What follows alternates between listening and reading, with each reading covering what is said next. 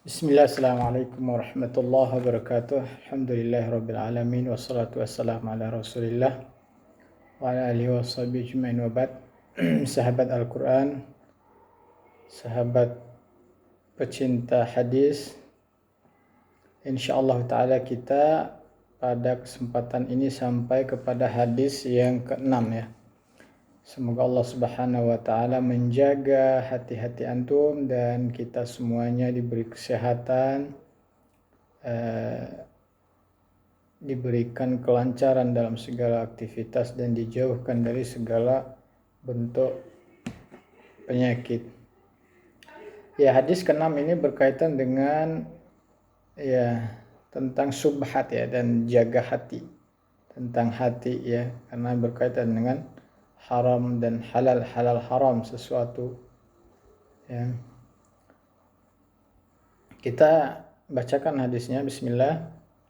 An Abi Abdullah An-Nu'man ibni Bashir radhiyallahu anhuma qala sami'tu Rasulullah sallallahu alaihi wasallam yaqul innal halala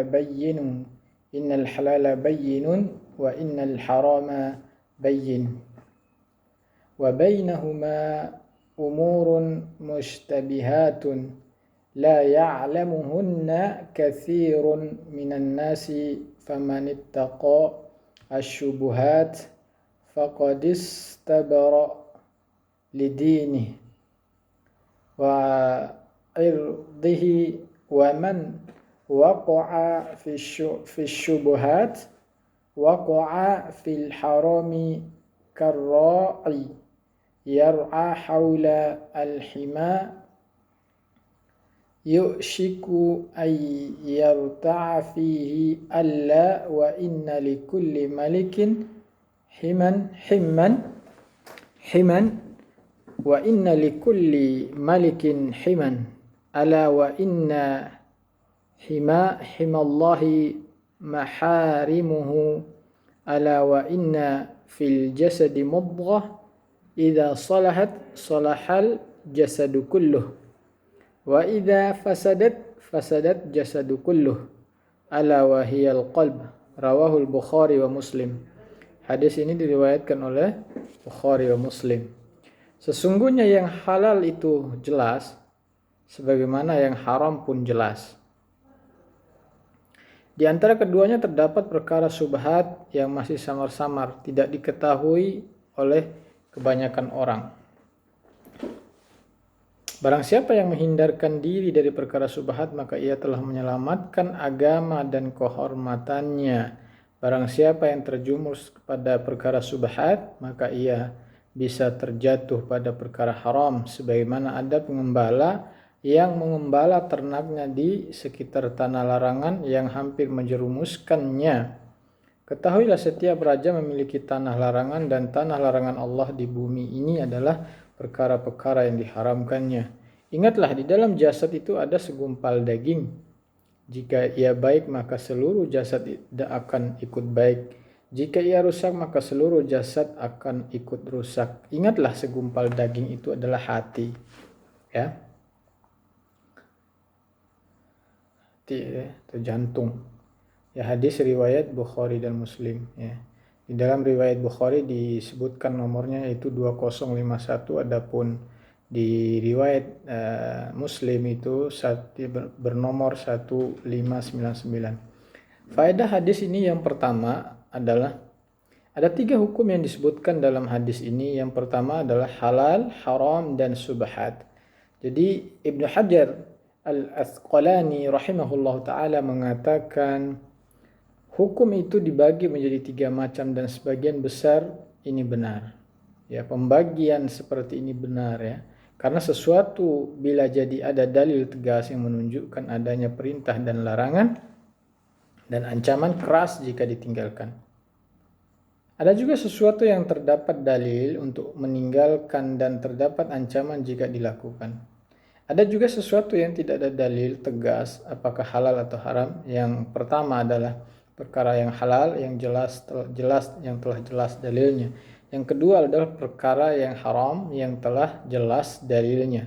Makna dari bagian hadis halal itu jelas, yang dimaksud adalah tidak butuh banyak penjelasan dan setiap orang sudah memahaminya. Yang ketiga adalah perkara syubhat yang tidak diketahui apakah halal atau haram. Nah, ini di dalam Fathul Bari. Sedangkan problem atau masalah ini dibagi menjadi 4 macam ya. Di antaranya adalah yang memiliki dalil bolehnya maka boleh diamalkan dalil bolehnya. Yang memiliki dalil pengharaman maka dijauhi demi mengamalkan dalil larangan. Yang terdapat dalil boleh dan haramnya sekaligus maka inilah yang masalah mutasyabih yang masih samar. Menurut mayoritas ulama yang dimenangkan adalah pengharamannya ya, yang tidak terdapat dalil boleh. Jika tidak terdapat dalil larangan, maka ini kembali ke kaidah hukum asal ya. Hukum asal ibadah itu adalah haram. Ya, sedangkan dalam masalah adat dan muamalah adalah halal dan boleh. Kedua, kebanyakan orang tidak mengetahui perkara syubhat. Ya, karena Nabi Shallallahu alaihi wasallam menyebutkan kebanyakan orang tidak mengetahui perkara tersebut. Perkara syubhat ini sering ditemukan oleh para ulama di dalam jual beli karena perkara tersebut dalam jual beli amatlah banyak. Perkara ini juga ada sangkut pautnya dengan nikah, buruan, penyembelihan, makanan, minuman, dan selain itu. Sebagian ulama sampai-sampai melarang penggunaan kata halal dan haram secara mutlak, kecuali pada perkara-perkara yang benar-benar ada dalil tegas yang tidak butuh penafsiran lagi. Jika dikatakan kebanyakan orang itu tidak mengetahuinya, maka ini menunjukkan bahwa sebagian dari mereka ada yang tahu ya. Demikian yang disampaikan ya di dalam kitab Fathul Bari ya, perkataan Imam Ibnu Hajar Al-Asqalani ya. Yang ketiga, kesamaan perkara syubhat bisa saja terjadi pada perselisihan ulama. Hal ini ditinjau dari keadaan orang awam. Namun keadaan syari'iyah yang wajib bagi orang awam untuk mengamalkannya ketika menghadapi perselisihan para ulama setelah ia meneliti dan mengkaji adalah ia kuatkan pendapat-pendapat yang sesuai dengan ilmu dan kewara'an. Juga ia bisa memilih pendapat yang dipilih oleh mayoritas ulama. Karena pendapat kebanyakan ulama itu lebih dekat karena seperti syariat, dan perkara orang yang lebih berilmu itu lebih dekat pada kebenaran karena bisa dinilai sebagai syariat. Begitu pula perkataan ulama yang lebih wara' mempunyai sikap kehati-hatian itu lebih baik diikuti karena serupa dengan syariat.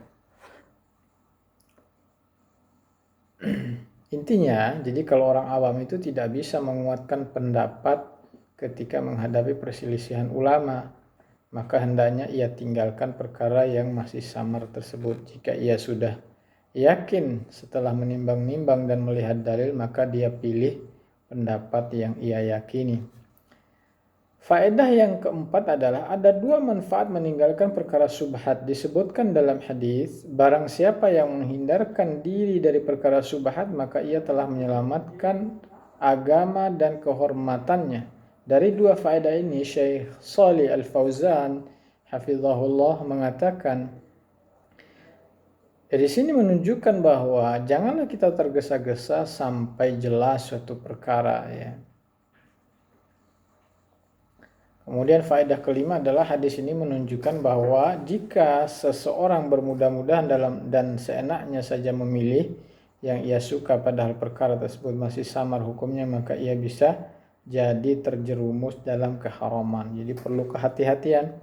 Ya, Ibnu Daqiq Al-Aid mengatakan bahwa orang yang terjerumus dalam syubhat bisa terjatuh pada hal yang haram dilihat dari 2 sisi. Yang pertama, barang siapa yang tidak bertakwa kepada Allah lalu ia mudah-mudahkan memilih suatu yang masih syubhat samar, itu bisa mengantarkannya pada yang haram. Kedua, kebanyakan orang yang terjatuh pada syubhat gelaplah hatinya karena hilang dan dari dirinya cahaya ilmu dan cahaya sifat wara. Jadinya ia terjatuh dalam keharaman dalam keadaan ia tidak tahu. Bisa jadi ia berdosa karena sikapnya yang selalu meremehkan ini. Namun catatan yang perlu diperhatikan, sebagian orang mengatakan bahwa selama masih ada khilaf, perselisihan ulama, maka engkau boleh memilih pendapat mana saja yang engkau sukai. Kami katakan tidak demikian. Khilaf ulama tidak menjadikan kita seenaknya saja memilih gitu ya. Dan ini kebanyakan daripada yang dilakukan oleh masyarakat kita saat ini. Ya. Kita tidak sembarangan memilih atau seenaknya memilih yang kita suka. Ya, namun hendaknya kita pilih mana yang halal atau yang haram yang kita yakini. Karena jika sikap kita semacam tadi yang memudah-mudahkan urusan ini dapat membuat kita terjatuh dalam keharaman. Ya, jadi yang meremehkan masalah syubhat ini nanti gampang terjerumusnya kepada urusan yang haram.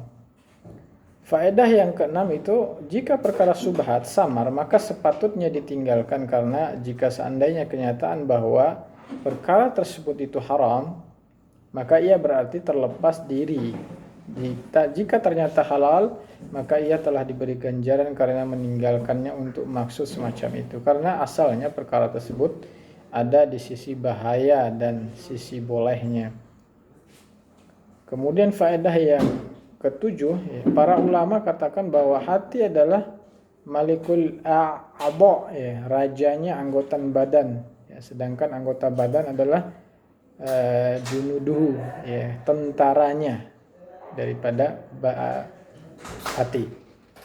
Kedelapan, para ulama mengungkapkan sebaiknya hati dengan istilah yang berbeda, yaitu hati yang dimaksud baiknya hati adalah rasa takut kepada Allah dan siksanya. Ya, yang dimaksud adalah niat yang ikhlas karena Allah. Ia tidak melangkahkan dirinya dalam ibadah melainkan dengan niat taqarrub kepada Allah, dan tidak meninggalkan maksiat melainkan untuk mencari ridhanya. Yang dimaksud adalah rasa cinta kepada Allah, juga cinta kepada wali Allah dan mencintai ketaatan. Faedah yang terakhir adalah rusaknya hati adalah dengan terjerumus pada perkara syubhat, terjatuh dalam maksiat dengan memakan yang haram. Ya, bahkan seluruh maksiat bisa merusak hati, seperti dengan memandang yang haram, mendengar yang haram.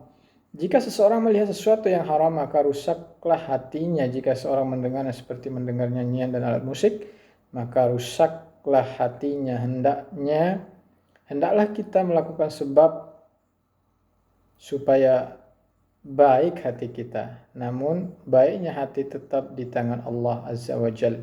Jadi senantiasa kita memohon kepada Allah Subhanahu wa taala agar menjaga hati kita dari segala hal-hal yang subhat, dari segala hal-hal yang diharamkan Allah, dan istiqamah kepada hal-hal yang halal yang dihalalkan oleh Allah.